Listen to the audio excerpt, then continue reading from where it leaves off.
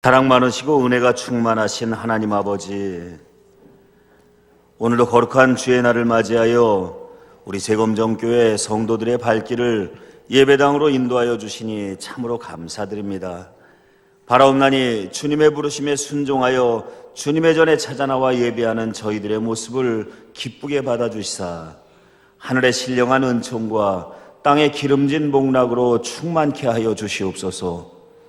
그리하여 세상을 살아가며 상처 입은 일들, 속상한 일들, 괴롭고도 슬픈 일들 가지고 찾아나온 이들이 있다면 이 시간 그 모든 슬픔과 괴로움과 탄식과 눈물이 변하여 기쁨과 희락과 행복으로 변화되는 놀라운 역사를 체험할 수 있게 하여 주옵소서.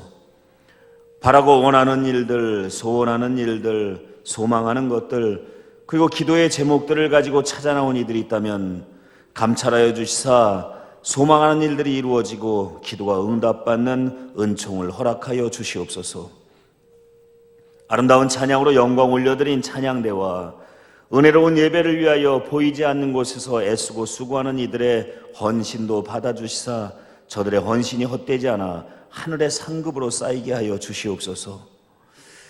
이 시간도 부족한 종이 주님의 말씀을 들고 단에 섰습니다. 성령께서 역사하여 주시고 붙잡아 주시사 전하는 자와 듣는 자가 함께 깨달음 얻고 은혜 받는 복된 시간 되게 하여 주옵소서. 예수님의 이름으로 기원하옵나이다. 아멘.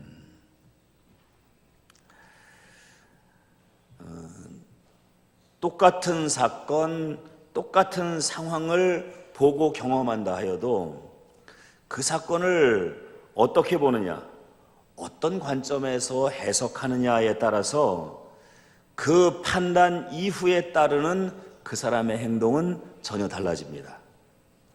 똑같은 사건을 좋게 보는 사람은 그에 대해서 좋게 말하게 되고 긍정적으로 반응하게 되지만 똑같은 사건을 부정적으로 보는 사람은 그에 대하여 비판하게 되고 그것을 방해하려 할 겁니다. 사도행전 9장 1절부터 말씀을 살펴보면은 후에 바울이라고 불리게 되는 사울이라고 하는 사람이 살기가 등등하여서 대제사장을 찾아가 자신에게 공문을 써줘서 그것으로 예수 믿는 사람들을 체포할 수 있게 해달라고 요청을 합니다.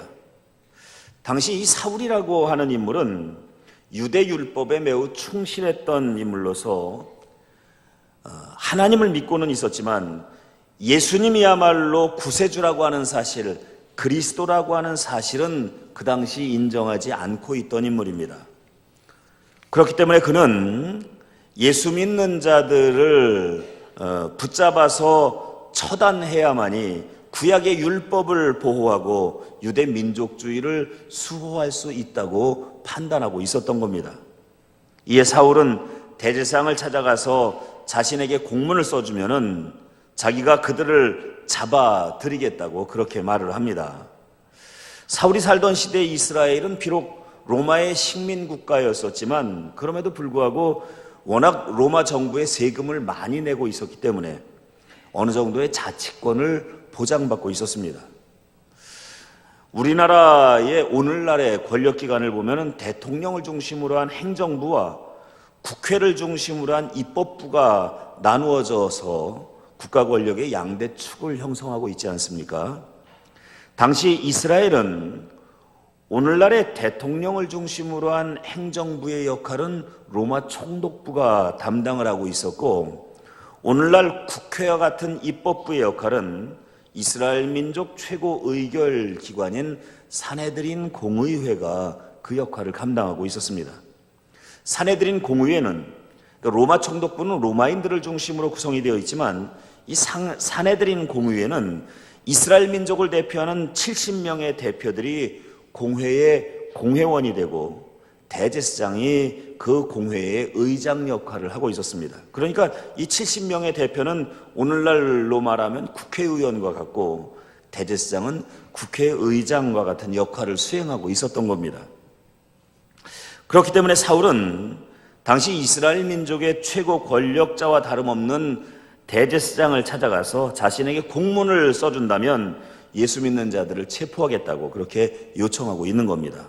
물론 사울이 대제사장을 만나서 그에게 이런 요청을 할 수 있었다는 것은 그 역시 당대 고위 권력자들과 교분을 나누고 있었다고 하는 사실을 짐작할 수 있는 것이며, 또한 당대의 권력가들이 이 사울이라고 하는 인물을 차세대 유망한 정치 지도자들 중 하나로 인정해주고 있었다고 하는 사실을 알 수 있게 해주는 대목이 아닐 수가 없습니다. 대제사장은 사울의 요청을 받아들여서 그에게 공문을 써주므로 예수 믿는 자들을 체포할 수 있는 권한을 줍니다. 공문을 받아든 사울은 이제 예수 믿는 자들을 잡아들이기 위하여서 제사장이 그에게 허락해준 병사들을 이끌고 기세등등하여 다메섹으로 향합니다. 그런데 여러분, 다메섹으로 가던 도상에서 그는 일생일대의 신비로운 체험을 하게 됩니다. 사도행전 9장 3절을 보니 그가 다메섹을 향해 가는데 어느 순간 호련히 하늘로부터 빛이 내려와 그를 둘러쌉니다. 너무나도 놀란 사울은 그만 자신도 모르게 말에서 내려 땅에 엎드리게 됩니다. 이때 하늘로부터 그에게 소리가 들려오기를 사울아 사울아 네가 어찌하여 나를 박해하느냐라는 음성이 들립니다. 바울이 묻습니다. 내게 말씀하시는 당신은 누구십니까? 그러자 그 음성이 대답합니다. 나는 네가 박해하는 예수니라. 사울은 너무나도 놀라지 않을 수가 없었습니다. 이때 하늘에서 들려오는 음성이 그에게 이런 명령을 내립니다. 너는 일어나 다메섹 시내로 들어가라. 그러면 네가 행할 일이 무엇인지 그것을 네게 알려줄 자가 나타나리라. 그 명령을 들은 사울은 그제서야 자리에서 일어나 눈을 뜹니다. 그런데 참으로도 이상한 것이 그가 눈을 떴음에도 불구하고 그의 눈에 아무것도 보이지가 않는 것이었습니다. 그야말로 그 짧은 순간에 그는 소경이 되고 만 것입니다.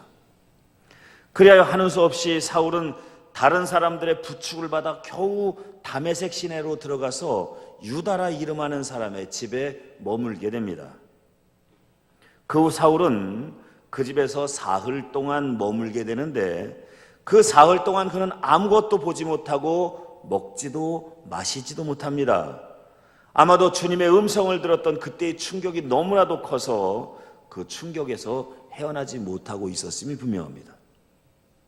한편 바울에게 그런 일이 벌어지고 있을 당시 다메섹에는 아나니아라는 이름을 가진 주님의 제자가 한 명 있었는데 어느 날 주님께서 환상 가운데 이 아나니아에게 나타나 말씀하십니다.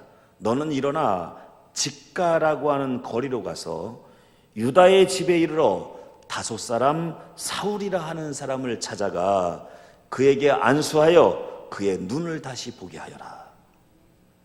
주님의 명령을 받은 아나니아 선지자가 불안해하면서 이렇게 말합니다. 주님, 그 사람에 대해서 나도 들은 바가 있습니다. 그가 예루살렘에서 주님의 성도들에게 적지 않은 해를 끼쳤다 하는 소식뿐만 아니라 그가 이곳 다메섹에도 주님의 이름을 부르는 사람들을 결박할 권한을 가지고 이곳으로 온다고 들었습니다. 그런데 그에게 안수하여 그의 눈을 다시 보게 하라니요. 이때 주님께서 그에게 대답하십니다. 이 사람은, 그 사울은 내 이름을 이방인과 임금들과 이스라엘 자손들에게 전하게 하기 위하여 택한 나의 그릇이니라. 이 아나니아는 더 이상 지체하지 아니하고 유다의 집에 거하고 있는 사울을 찾아가 그에게 안수하며 그를 위하여 기도해 줍니다. 그러자 놀랍게도 아나니아의 기도를 받은 사울은 그 눈에서 비늘 같은 것이 벗겨지더니 다시 사물을 볼 수 있게 됩니다. 이런 놀라운 경험을 하게 된 이후 사울의 삶을 살펴보면 이 사건 이전과 그 이후의 그의 삶의 모습은 전혀 달라져 있습니다.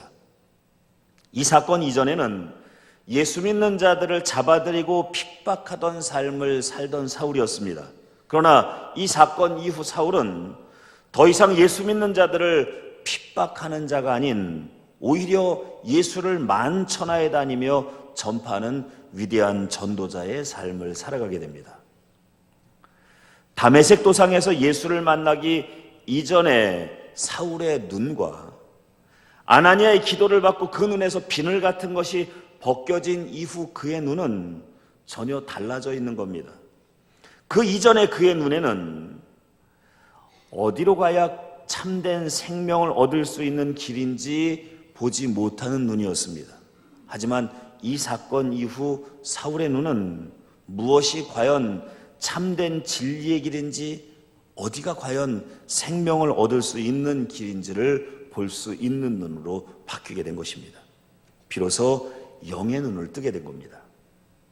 그래서 이전에는 자신이 가는 길이 구원의 길이 아닌 멸망의 길이라는 사실을 알지 못하고 그 길을 가려고 힘썼으나, 영의 눈을 뜬 이후 사울은 자신이 가려 했던 그 길이 멸망의 길이라고 하는 사실을 비로소 보게 되었고, 그리하여 그 이후로 그는 가던 길을 돌이켜 이전에는 보지 못하였으나 이제부터는 볼 수 있게 된 그 구원의 길을 가는 사람으로 바뀌게 된 것입니다.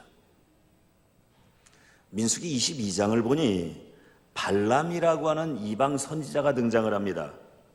이 말씀을 보니 발람이라고 하는 선지자는 발락이라고 하는 모압 왕의 요청을 받아들여서 이스라엘 민족을 저주하는 예언을 하면 큰 돈을 주겠다는 제안을 받고 그 제안에 응하여서 모압을 향해서 길을 떠납니다. 하지만 그가 발락에게로 가는 것을 기뻐하지 않으셨던 하나님께서는 천사를 보내어서 그가 가는 길을 막아서게 하십니다. 그런데 성경을 보니 그가 가는 길을 막아선 천사를 이 발람은 보지를 못합니다. 그런데 놀랍게도 그가 타고 가는 나귀의 눈이 떠져서 그 천사를 보게 됩니다. 나귀의 눈에 보이는 천사의 모습은 칼을 빼들고 그 길을 지나가려는 발람을 죽이려고 준비하고 있는 모습이었습니다. 이에 나귀는 가던 길로 가지 않고 냉큼 길 옆에 있는 밭으로 뛰어들어갑니다. 자신의 주인을 지키려는 행동이었던 겁니다. 발람은 나귀가 갑자기 가던 길로 가지 않고 밭으로 뛰어들자 화가 나서 나귀에게 채찍질하면서 다시 길 위로 올라가라고 소리를 지릅니다. 주인이 채찍질을 가하며 소리를 지르니 나귀는 하는 수 없이 다시 길로 올라서긴 하였으나 천사가 여전히 칼을 빼어들고 서 있으니 그 길을 갈 수가 없는 겁니다. 그래서 나귀는 이번에는 길 옆에 있는 담으로 자신의 몸을 밀착시킵니다. 주인이 칼에 맞아 죽지 않게 보호하기 위함이었던 겁니다. 그런데 담으로 밀착을 하다 보니 그 담벼락에 발람의 발이 짓눌리고 맙니다. 너무나도 고통스러웠던 발람은 다시 채찍을 들어 나귀를 때리기 시작합니다. 하지만 아무리 채찍을 맞아도 나귀는 그 길로 가서는 안 된다는 생각에 그만 바닥에 엎드리고 맙니다. 나귀가 하는 행동에 화가 났던 발람은 더 이상 참지 못하고 이번에는 몽둥이를 꺼내들여서 그 몽둥이로 나귀를 때리기 시작합니다. 그런데 바로 이때 하나님께서 이 어리석은 발람을 불쌍히 여기셔서 나귀가 하는 말이 그의 귀에 들릴 수 있도록 해주십니다. 그러자 발람이 내려치는 몽둥이에 매를 맞으며 비명을 지르는 그 나귀의 비명 소리가 어느 순간 발람의 귀에 사람의 말처럼 들리기 시작합니다. 주인님, 나는 당신이 오늘까지 당신의 일생 동안 탄 나귀가 아닙니까? 내가 언제 당신의 명령을 듣지 않고 이같이 행동한 적이 있단 말입니까? 제발 눈을 들어서 저 앞에 누가 있는지 보십시오 하고 외치는 소리로 들리는 것이었습니다.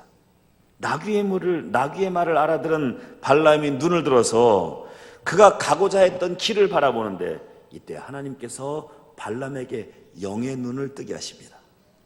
바로 그 순간 발람은 자신의 눈에 보이는 광경에 그만 경악을 하고 맙니다.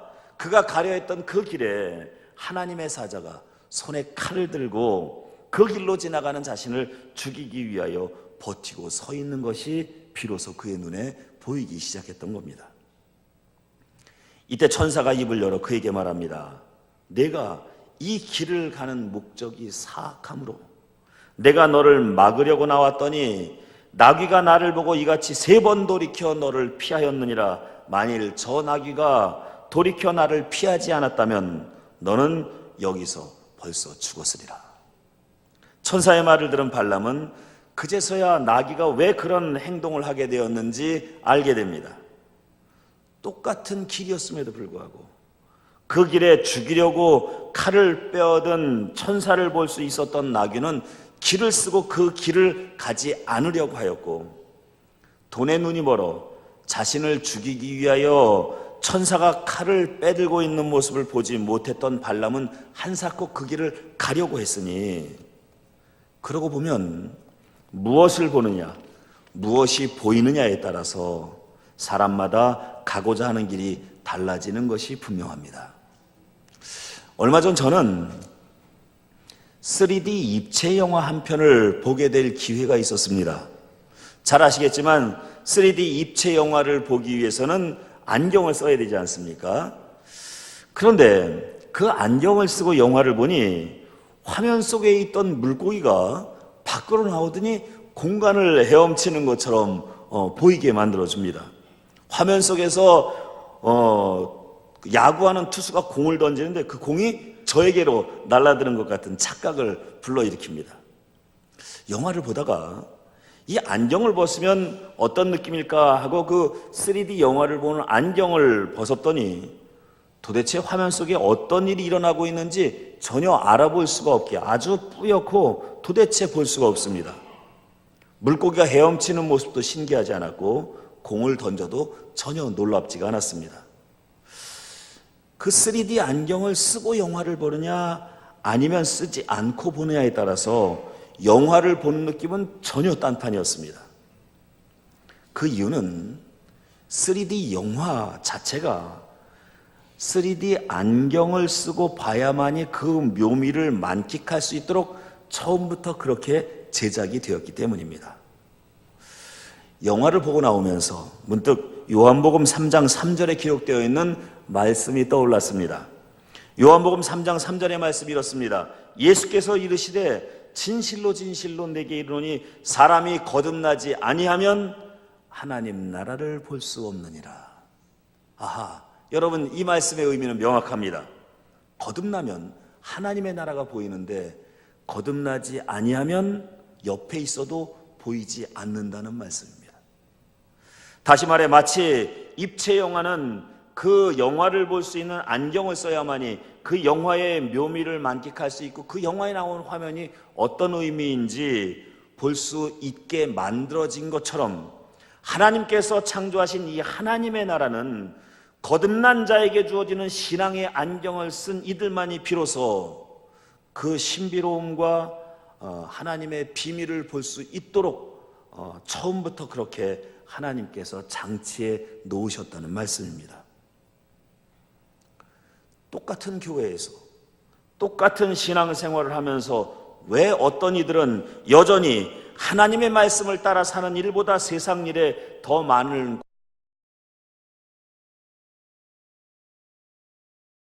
신앙생활하면서 왜 어떤 이들은 세상 일보다 하나님의 일을 더 중히 여기며 살아가는 것인지, 무엇을 보느냐 또 무엇이 보이느냐가 그의 행동을 달라지게 하는 것 아니겠습니까? 그 눈에 거듭난 자가 쓰게 되는 신앙의 안경이 쓰여져 있느냐 그렇지 않느냐의 차이인 것이 분명합니다.